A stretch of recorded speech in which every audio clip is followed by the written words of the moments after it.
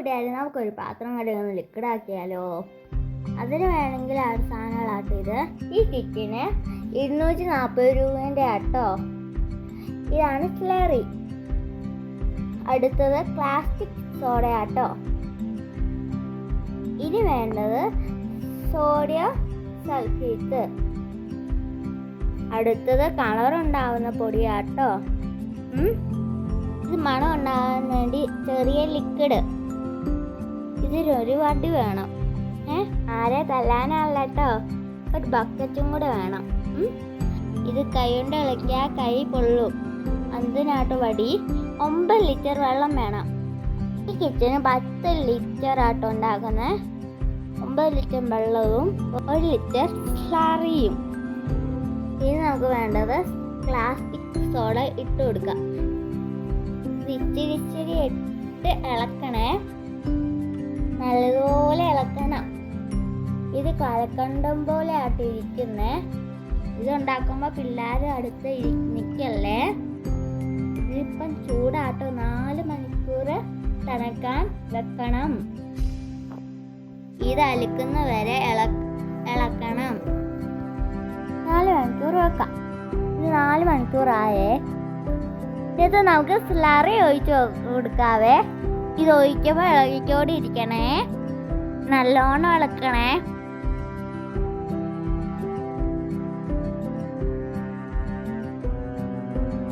1 litre full ഒഴിച്ച് കൊടുക്കണേ.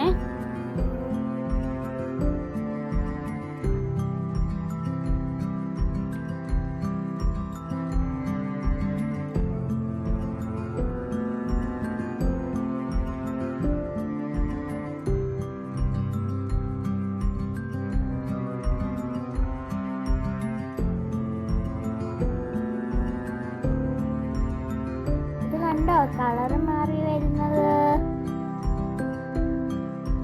ഇതും 4 മണിക്കൂറും വെക്കണേ. നല്ലോണം ഇളക്കി കൊടുക്കാവേ. ഇതിലേക്ക് നമുക്ക് സോഡിയം സൾഫേറ്റ് ഇട്ട് കൊടുക്കണം.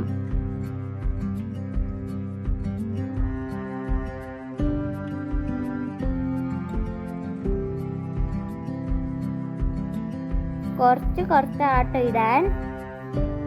ഇത് ഇടുമ്പോൾ നല്ലപോലെ ഇളക്കി കൊടുക്കണം.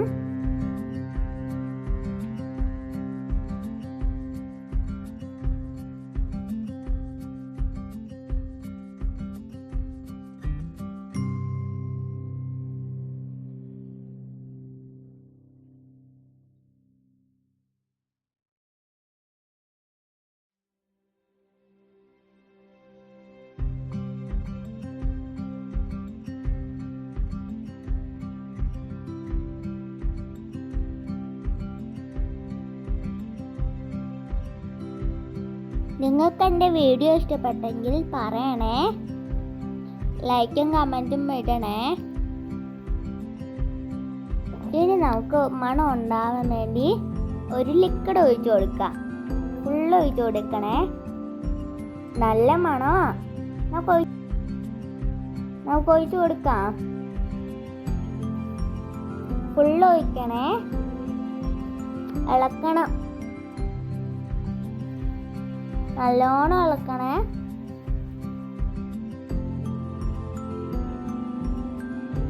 ഇത് ഇളക്കും നല്ലോണം മണം വരുവേ. അടുത്തത് നമുക്ക് ഒരു കളർ ഉണ്ടാകാൻ വേണ്ടി ഒരു പൊടിയാണ്. നമുക്കിത് ഇട്ട് കൊടുക്കാവേ. ഇത് ഇടുമ്പോൾ നല്ലോണം കളർ മാറും.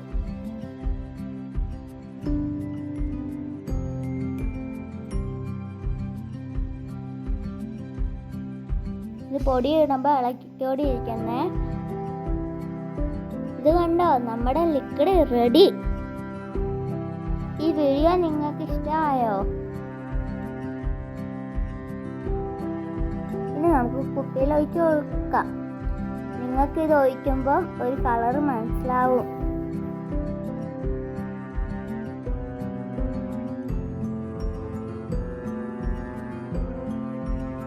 ഇതാണ് ഇതിൻ്റെ കളർ. ഇതിൻ്റെ കളർ മഞ്ഞയാണ്.